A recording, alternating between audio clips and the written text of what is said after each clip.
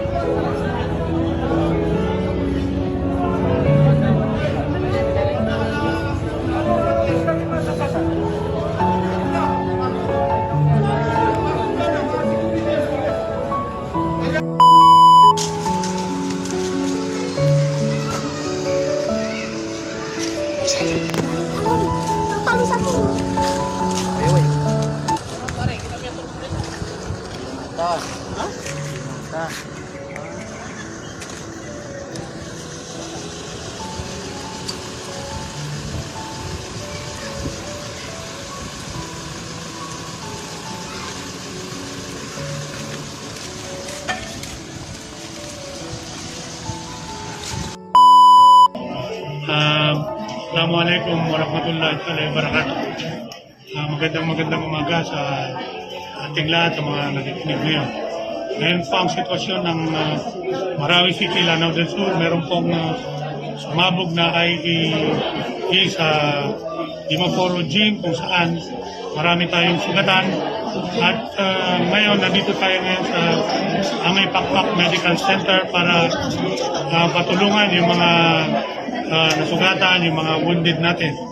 More or less ito, more than 40 ang nandito ngayon sa ospital. Kaya yung mga doktor natin, alam naman natin na linggo ngayon, pinareport sila lahat para tugunan itong mga problema natin ngayon. Actually, kulang pa yung mga doktor natin dahil yung iba nasa seminar, yung iba nagbabakasyon. Kaya sa ngayon, under control na natin yung sitwasyon. Yung iba nakalabas na, yung mga daplis lang ang sugat. Nilipat na natin sa Mindanao State University Infirmary. Yung iba naman, konti lang yung sugat, nakauwi na rin yung iba. Yung ibang natitira ngayon dito, ito yung medyo may malalaang sugat. Sa ngayon, yung inaantay natin yung investigasyon ng PNP at ng AFP. Sa ngayon, huwag muna tayo magsabi kung sinong gumawa niyan or ano yung bakit nangyari ito. Antayin muna natin ang kalalabasan ng investigasyon ng PNP at AFP. Maraming salamat. Mga kababayan, Assalamualaikum. Madayaw ug maayong adlaw kaninyong tanan. Magandang araw sa inyong lahat. Nakikiramay po ako sa mga pamilya ng mga biktima ng pagsabog ng bomba sa loob ng Mindanao State University sa Marawi City nitong araw ng Linggo. Kasabay nito ay ang ating mahigpit na pagkondena sa nangyaring pagpapasabog at sa mga tao o grupo na nasa likod nito. Ang mga nasawi at mga sugatan ay mga sibilyan. Nakakabahala na ito ay nangyari sa loob ng MSU compound sa isang katolikong simbahan, sa isang bahagi ng bansa na may mahaba at madugong karanasan sa terorismo. Isa itong gawaing mapangahas, ngunit malinaw rin sa atin na isa itong karuwagan. Nananawagan ako sa mga lahat ng Pilipino, lalo na sa mga Mindanaoan, na maging mahinahon habang nagsasagawa ng investigasyon ang mga otoridad. Gayunpaman, kailangan rin nating maging maingat at maging mapagmatyag upang mapigilan natin ang mga maaaring susunod pang atake sa mga sibilyan. Alalahanin natin ang ating mga tagumpay para itaguyod ang kapayapaan sa Mindanao at sa buong bansa. Noong 2016, ilang sibilyan din ang nasawi sa pagsabog ng bomba sa Rojas Night Market ng Davao City habang ako ay mayor. Alam natin ang takot at sakit na dala ng karumal-dumal na gawain ito. Dapat ay maging matatag tayo sa harap ng mga hamon at patuloy na banta ng terorismo. Huwag nating hayaan na magtagumpay ang kasamaan laban sa bayang nagkakaisa para sa kapayapaan. Syukran.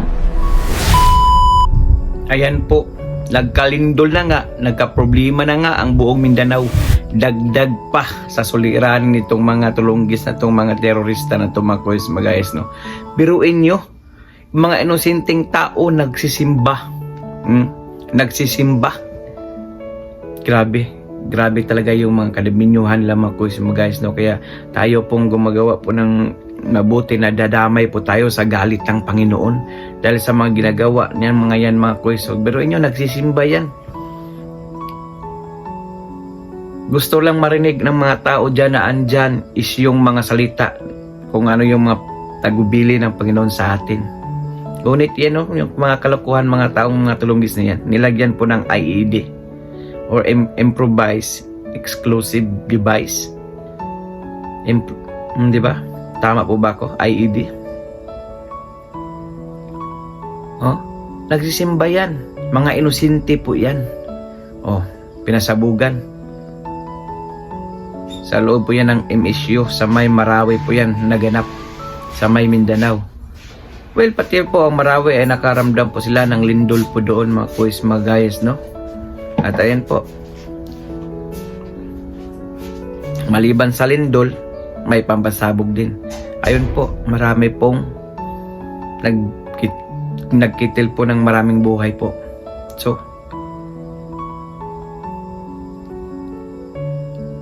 kung ikaw ang Diyos, matutuwa ka ba sa mga ginagawa ng mga yan? Siyempre, magagalit ang Diyos. Di na damay na tayo lahat. Pati yung mga gumagawa ng mabuti. Kasagsagan niya ng lindol. Hindi pa naka-recover. Yung iba, kailangan pa ng tulong, pinansyal, pagkain, lahat ng tulong kailangan pwede nating sana maibigay sa kanila dahil nakakaawa po talaga. Di pa naka-recover, ayan na naman. Kumitil naman ang buhay. So sino pang matutuwang Diyos sa atin? Damay-damay na. O di ba? Kaya yung iba dyan nagko-comment, hindi ko rin masisisi dahil may mga comment nila, kayo kasi taga Mindanao. Di ko po sila masisisi po. Kasi po nakita po nila. Well, hindi ko naman nila lahat ng mga tao sa Mindanao. Porya lang po yung gumagawa. Porya lang po yung hindi gumagawa ng mga kasamaan dyan. Pero yung mga gumagawa ng kasamaan, grabe. Wala na pong awa talaga, no? Kahit saan na lang. Kung may problema po kayo sa gobyerno, mga politiko po, doon po kayo magreklamo, doon po kayo makipag-away. Huwag po sa mga taong inosente, nagsisimba lang. Gusto lang nila mapalapit sa Panginoon, makapaghingi ng tawad. Tapos yan pang ginawa niyo. Grabe. Grabe talaga. Kahit sino na pwede maging Diyos ay magagalit talaga sa mga ganyang klaseng mga hindi nakalikasan yan eh. Sinasadya niyan eh. Biruin mo, gagawa ka ng mga pampasabog. Tapos, plano mo, puntirya mo yung mga taong, mga sibilyan, mga inosente. Ang tanong, may nadadamay ba dyan mga politiko, mga pulis, mga militar? Mayroon ba? Wala. Puro yan mga inosenting tao, nagsisimba lang. Kung may problema kayo sa gobyerno, puntahan nyo ng presidente, vice president, mga gobernador, mayor, puntahan nyo, wag po yung mga taong bayan. Yan tayo eh. O diba? Lapses naman ito sa gobyerno po. Opo. Biruin nyo. MSU yan. Malaking paaralan yan dyan. Compound yan. O bakit nakapasok yung taong yan? O diba? Lapses po talaga. Well, prayin lang po tayo sa mga tao pong naapektuhan, sa mga tao pong natamaan, at i-pray po natin yung mga taong walang ibang sa kanilang nasa isip kundi gumawa ng masama, pumatay. Isali po natin sila sa pag-pray natin para naman po mailigtas yung mga inosenteng nadadamay lang po sa kanila para magbago din yung pag-iisip nilang grabe. Walang mga awa talaga makuis mga guys, no? Kasagsagan ng lindol. Gabi, Sabado ng alas 10:37 ang lindol. Pagkalinggo, nagsimba yung tao para makahingi siguro sana ng kapatawaran ng Diyos. Ayun. Hindi namatay sa lindol. Namatay sa sabog. Sa loob pa ng sambahan. O diba? Saan ka nakita noon mga kuis magayas? Yung mga utak talangka, utak tulunggis talaga. Grabe. Nakakaawa po. Nakakaawa po talaga yung mga nadadamay po sa mga problema na wala naman sanang problema. Pwede naman kausapin lang gobyerno. May gobyerno naman, makikinig naman ang gobyerno. Kung malaking problema sila, puntahan nila sa Kapitolyo, sa City Hall. Kausapin nila yung namumuno. Kausapin nila yung presidente. Kausapin nila yung vice president. Kausapin nila congressman, gobernador, mayor, or kapitan, konsihal, barangay tanod. Marami pong pwedeng kausapin. Bakit idaan pa sa marahas na kailangan pang may magbuhis ng buhay? Kasagsagan pa naman ang lindol. So, diba? So, sinong Diyos ngayon ang matutuwa?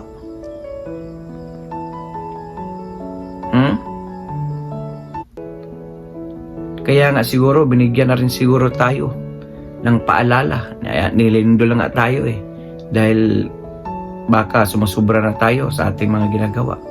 Labis-labis na po yung mga kasalanan sa mundo. Kaya nag-warning ng yung Panginoon. Tapos dinagdagan pa. Grabe na kalungkot. Rest in peace po sa lahat pong nasawi sa lindol at doon sa pagsabog sa Marawi. Sumalangit nawa ang iyong kaluluwa. At Lord God, sana Lord God ay maging peaceful na po ang Mindanao, Lord God. At wala na pong mga trahedya o mga unos. Yung unos Marcos Magayas, kasi marami din hindi nakakaintindi. Sabi na hindi daw nabanggit yung lindol. Well, generalize kasi yung unos Marcos Magayas. So, ibig sabihin yung unos sa Bisaya, ando na yung lindol, ando na yung bagyo, malakas na hangin. Kaya tinatawag lang unos o paparating na unos, paparating na trahedya. Okay po. So, dahil umabot po kayo sa dulo ng ating video, kung nagustuhan niyo po ang video natin, please follow, like, and share mga Kuwes Magas at pag-komento na rin kung ano po yung komento nyo. Comment down below. So for now, I'm God. Pilipinas! God first. God bless all. Peace.